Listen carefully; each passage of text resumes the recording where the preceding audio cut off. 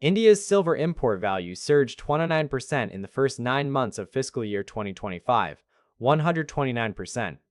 That single country now absorbs roughly 25% of the entire world's physical silver supply. And the reason that number exploded is because in 2024, India deliberately slashed its import duties from 15% to 6%. It was a calculated move to crush the smuggling market and bring silver imports into the open. It worked. Legitimate imports flooded through the door.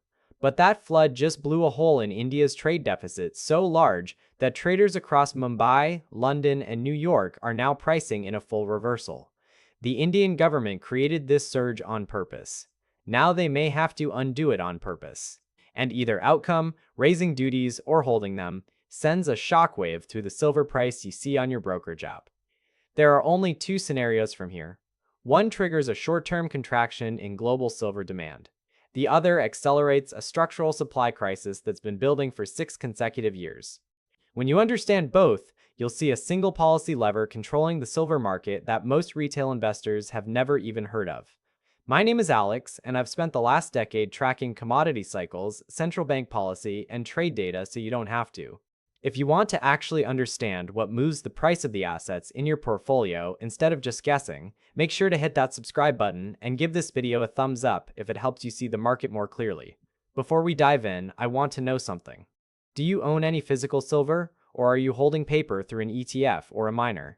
Drop it in the comments because I'm genuinely curious what this audience looks like. Here's what today's video is really about. Everyone focuses on the Fed, on inflation prints, on treasury yields when they try to predict where silver is going. Those matter. But there's a variable that moves more physical silver than almost anything else on the planet, and it's a single import duty rate set by the Indian government.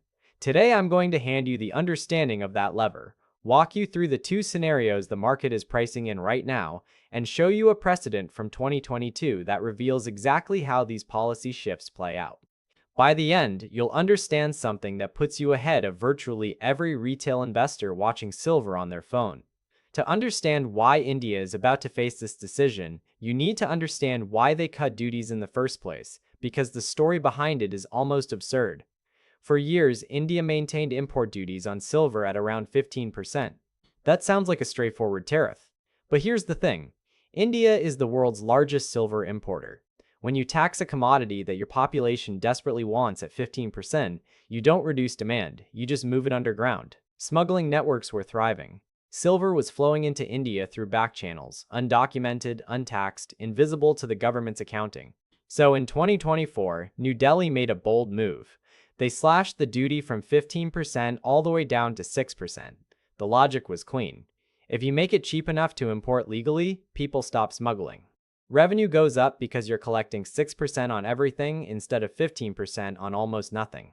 And for a while, it looked brilliant. Legitimate silver imports surged. The smuggling networks lost their price advantage. India's silver trade moved into the light.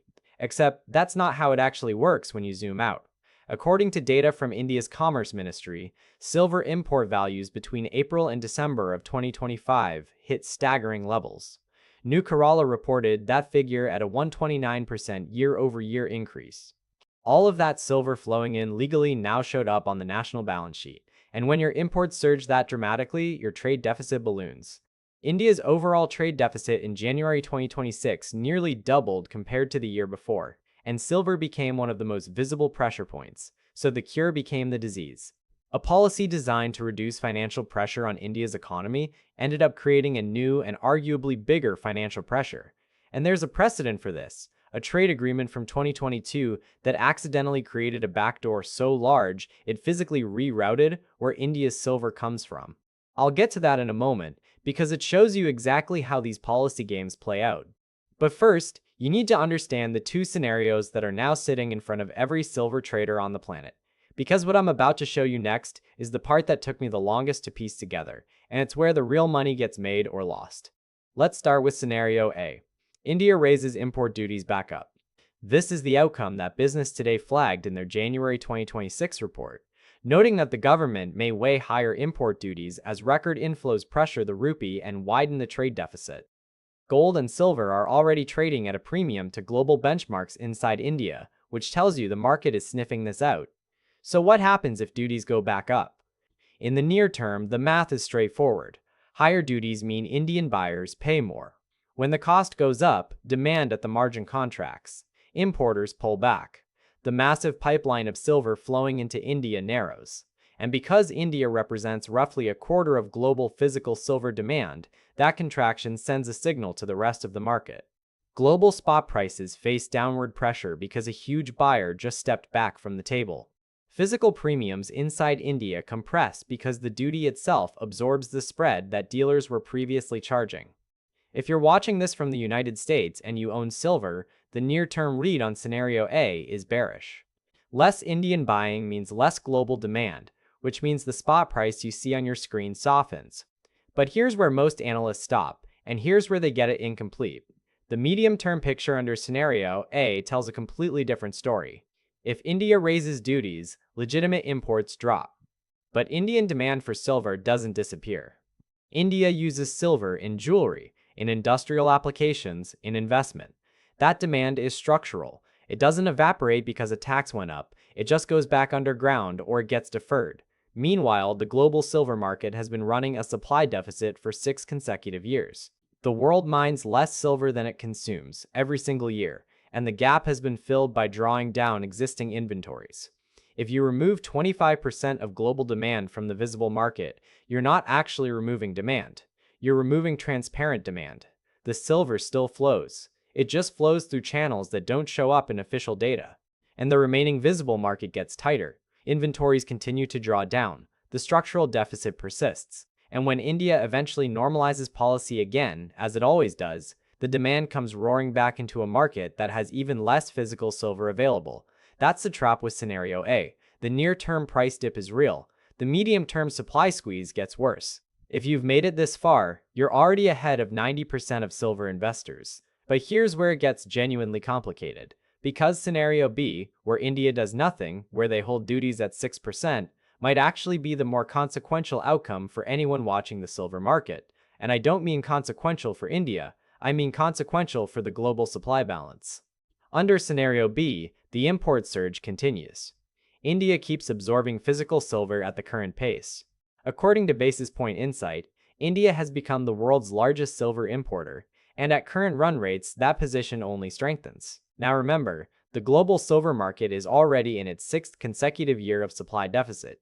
Every ounce India imports is an ounce that doesn't go to an electronics manufacturer in Japan, a solar panel factory in China, or a mint producing investment bars in Europe.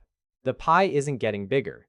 India is just taking a larger slice. So scenario B adds sustained structural demand pressure on a market that's already underwater on supply. The deficit widens. The inventory drawdown accelerates. And eventually, the price has to reflect the physical reality that there simply isn't enough silver being pulled out of the ground to meet the world's appetite. Now, I know what you're thinking. If both scenarios are ultimately bullish for silver, why does this even matter? Because the timing and the mechanism are completely different. And if you're positioned for the wrong scenario, you can be right about the direction and still lose money on the trade. Scenario A gives you a near-term dip followed by a slow squeeze. Scenario B gives you a grinding move higher with no dip to buy. Those require completely different strategies, completely different entry points, and completely different levels of patience. Now let me show you the precedent that reveals how India's trade policy has already reshaped the physical silver market once before.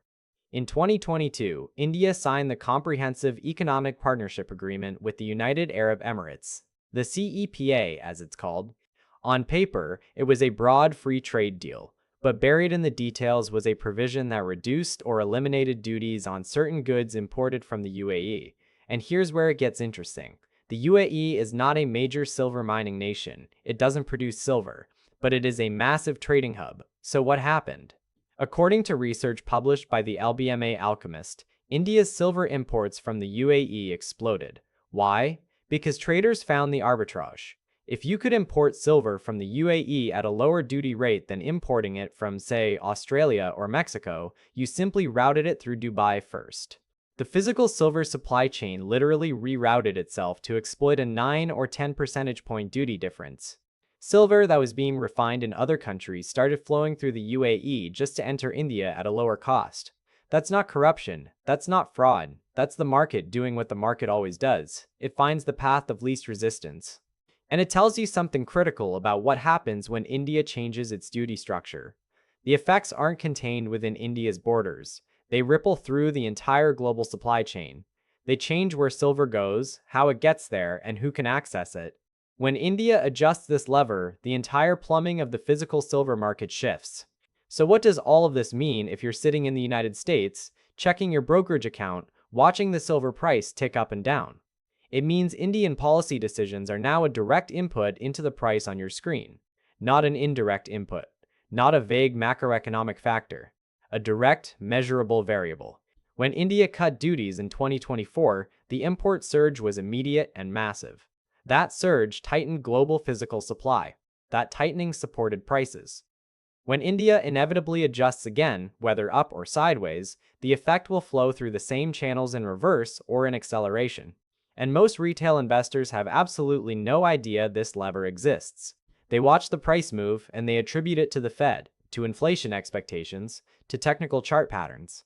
Those things matter. But if you don't understand the India variable, you're watching a chess game and ignoring the queen.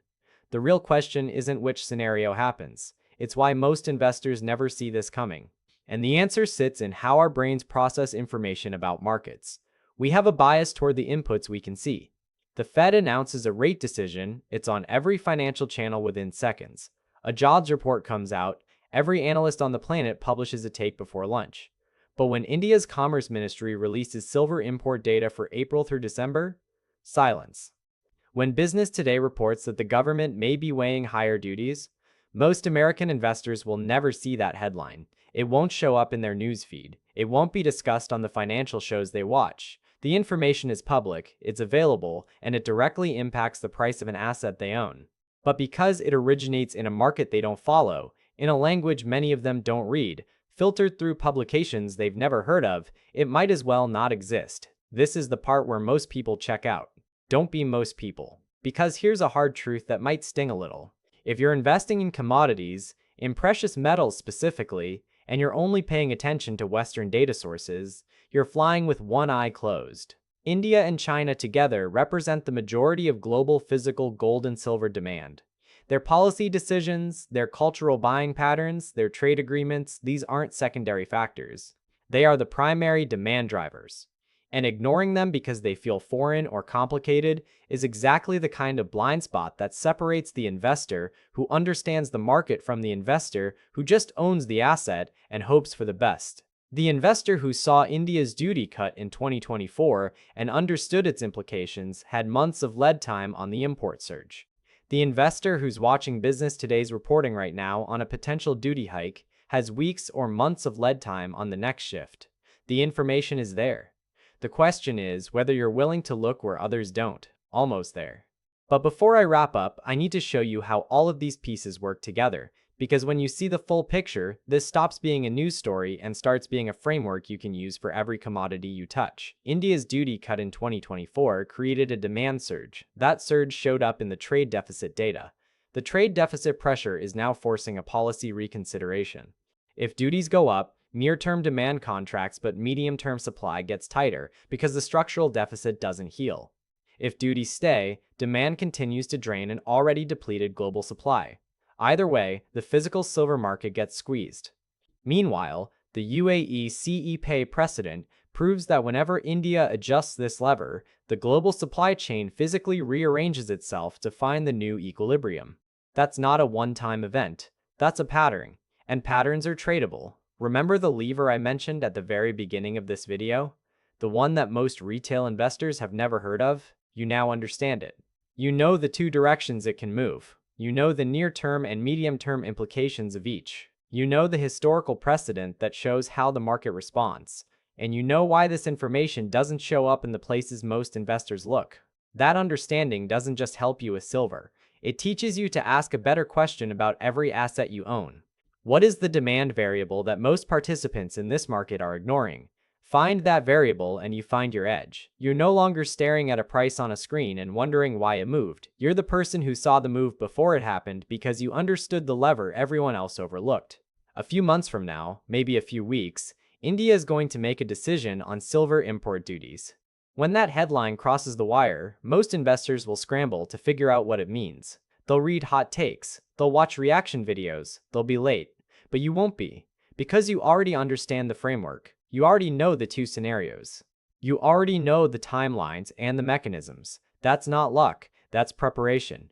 And that's the difference between reacting to the market and reading it. Silver, gold, tariffs, trade policy, India, the Fed, whatever's moving the market that nobody's explaining properly, tell me in the comments what you want me to break down next. Because this is what this channel exists for. Finding the levers that actually matter and making sure you see them before the crowd does. I'll see you in the next one.